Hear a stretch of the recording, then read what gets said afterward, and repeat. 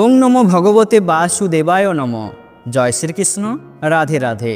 নমস্কার বন্ধুরা আগামীকাল রবিবার সম্পূর্ণ হচ্ছে পবিত্র জামাই ষষ্ঠী।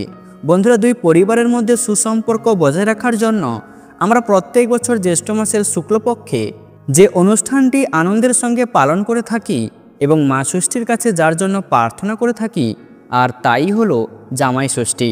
বন্ধুরা, এই জামাই ষষ্ঠীর প্রথাটি আমরা বহু কাল থেকে পালন করে আসছি।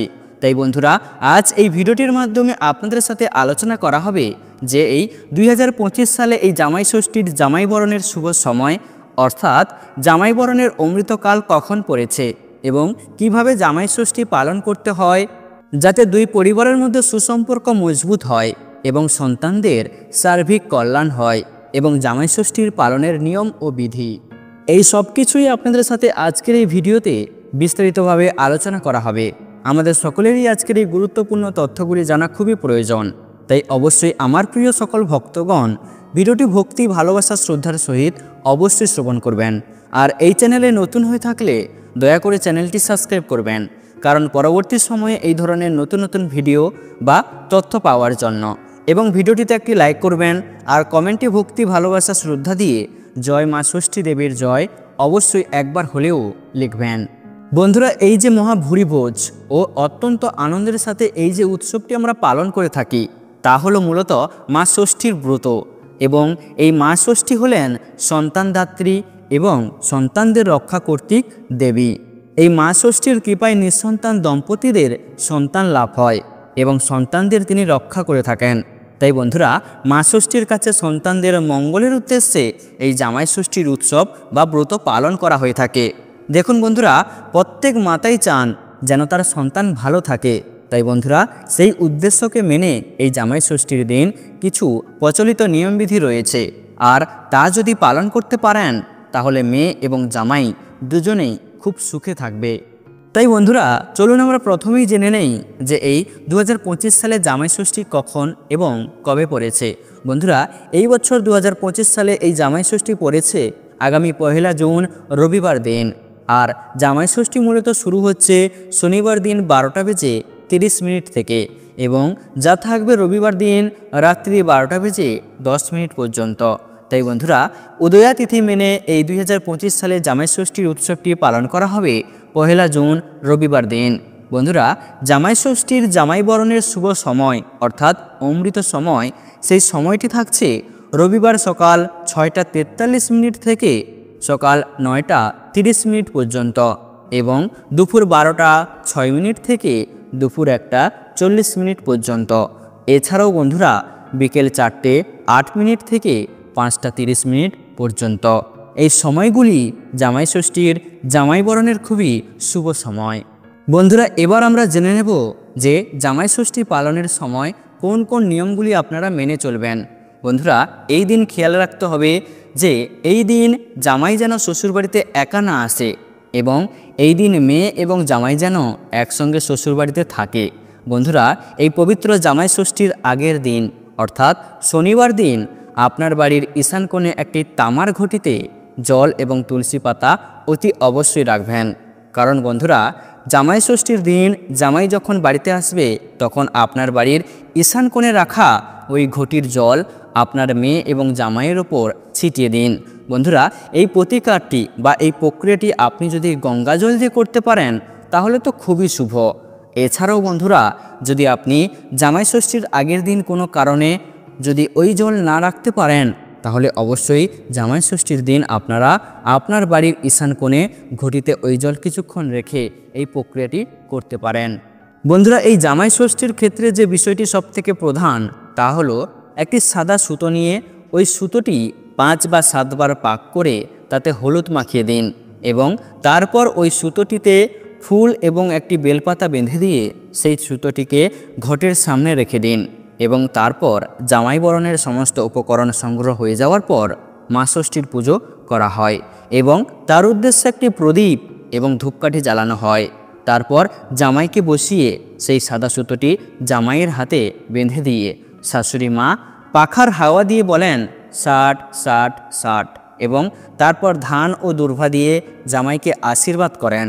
বন্ধুরা, ওই সুতোটি বেঁধে দেওয়ার অর্থ হলো পারিবারিক সম্পর্কের বন্ধন যাতে অটুট থাকে এবং সবসময় যেন শুভ ফল প্রদান করে। বন্ধুরা, আর এই 3 বার 60-60-60 বলার অর্থ হলো দীর্ঘায়ু কামনা করা এবং বন্ধুরা দুর্ভা দিয়ে আশীর্বাদ করার অর্থ হলো আপনার জীবনের সমৃদ্ধি চিরকাল সবুজ হয়ে অটুট থাকুক। এছাড়াও বন্ধুরা, প্রাচীন সমাজে একসময় প্রচলিত একটি রীতি বা প্রথা ছিল যে বিবাহিত কন্যা সন্তানের জননী না হওয়া পর্যন্ত বাবার বাড়ি থেকে কেউ কন্যার শ্বশুর বাড়িতে পা দেবেন না। এই রীতির ফলে বাড়ির মেয়ের আর বাড়িতে আসা হতো না। কন্যার মুখ দেখার জন্য দীর্ঘ প্রতীক্ষার প্রহর গুনতেন বাবা মারা। এইভাবে তো আর দীর্ঘদিন চলা সম্ভব নয়। প্রচলিত প্রথার সীমাবদ্ধতা মেনে সন্তানের মুখ দেখার অপেক্ষায় থাকা সমাজ অবশেষে খুঁজে নিল বিকল্প পথ। পরিকল্পনা করা হলো জ্যৈষ্ঠ মাসের শুক্ল ষষ্ঠীতে মেয়ে জামাইকে নিমন্ত্রণ করা হবে। ঠিক হলো মেয়ে জামাইয়ের মঙ্গলার্থে একই দিনে পালিত হবে মা স্কন্দ ষষ্ঠীর পূজা। মেয়ের সুখ শান্তি কামনার সাথে জামাই আদরের পরিকল্পনা থেকেই জন্ম নিয়েছিল বাঙালির ঐতিহ্যময় লৌকিক আচার জামাই ষষ্ঠী। যুগের তালে আচার সংস্কার তা ভুল বদলাচ্ছে ঠিকই, কিন্তু জামাই ষষ্ঠীকে ঘিরে রসিক বাঙালির উন্মাদন আজও বিন্দুমাত্র ভাটা পড়েনি। বাংলার লোকজ সংস্কৃতিতে জামাই ষষ্ঠী একটি গুরুত্বপূর্ণ ও আবেগঘন পার্বণ। জামাই ষষ্ঠী উৎসবের পেছনে রয়েছে একটি চিরন্তন শিক্ষাদায়ক গল্প, যা লোভ, মিথ্যা ও অনুতাপের মধ্য দিয়ে মানবিকতার পুনর্জন্মের কথা বলে। এক সময়কার কথা, একটি পরিবারে লোভী বউ ছিল। সেই লোভী বউ বাড়ির ভালো মন্দ খাবার চুরি করে খেয়ে দোষ দিত পোষা বিড়ালের ওপর। লোকবিশ্বাস অনুযায়ী বিড়াল হলো মা ষষ্ঠীর বাহন। নিরীহ বিড়ালের উপর দোষারোপের কথা জানতে পেরে দেবী ষষ্ঠী অত্যন্ত রুষ্ট হন। ক্রোধিত মা ষষ্ঠী লোভী বউয়ের 7 পুত্র ও 1 কন্যার প্রাণ হরণ করেন। সন্তানহারা হয়ে সেই রমণী শোকে ভেঙে পড়েন। পরবর্তীতে দেবী বিদ্যারূপে বউয়ের কাছে গিয়ে তার দোষের কথা স্মরণ করিয়ে দিলে বউ ভুল বুঝতে পারে। নিজের কর্তৃত্ব কাজে অনুতপ্ত রমণী দেবীর কাছে ক্ষমা প্রার্থনা করেন। দেবী তার অনুগ্রহে সেই সন্তানদের জীবন আবার ফিরিয়ে দেন। এই ঘটনার কথা সমাজে ছড়িয়ে পড়লে লোকেরা এই বউকে সামাজিকভাবে একঘর করে দেয় এবং তার পিত্রালয়ে যাওয়াও বন্ধ করে দেয়। তারপর ষষ্ঠী পূজার দিন বউয়ের মা বাবা বিশেষভাবে জামাই ও মেয়েকে নিমন্ত্রণ জানিয়ে ঘরে তোলেন, সম্মানের সঙ্গে আপ্যায়ন করেন। সেই থেকে দিনটি জামাই ষষ্ঠী হিসাবে পরিচিত লাভ করে। এছাড়াও বন্ধুরা, সালটা 1818। বাংলায় ইংরেজ শাসন চালু হলেও আনাচে কানাচে 2-4টে জমিদারি তখনও টিকেছিল। এমনই এক জমিদার ছিলেন ভদ্রেশ্বর তেলেনীপাড়ার বন্দ্যোপাধ্যায়ের পরিবার। বাড়ির মেয়ে বিয়ে দেওয়ার পরে মেয়ে এসেছে বাপের বাড়ি জামাই নিয়ে জামাই ষষ্ঠী উপলক্ষে। তখন আবার জামাই ঠকানো বা বউ ঠকানোর মতো নানান প্রথা চালু ছিল। তেলেনীপাড়ার জমিদার বাড়িতে তলব হলো এলাকার নামকরা ময়রা সূর্যকুমার মোদকের।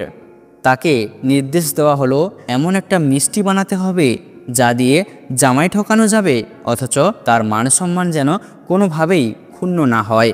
বহু চিন্তাভাবনা করার পর মোদক মহাশয় একটা বিশাল আকারের মিষ্টি বানালেন, যার ভেতরে জল ভরা থাকে, অথচ বাইরে থেকে দেখে বোঝার কোনো উপায় নেই।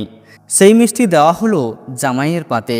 মিষ্টিতে মাতোয়ারা জামাই সেই মিষ্টি হাতে নিয়ে দিলেন বিশাল এক কামড়, আর যেই না কামড় বসালো, মিষ্টির ভেতরে লুকানো জল বেরিয়ে এসে ভিজিয়ে দিল জামাইয়ের স্বাদের গর্দের পাঞ্জাবি।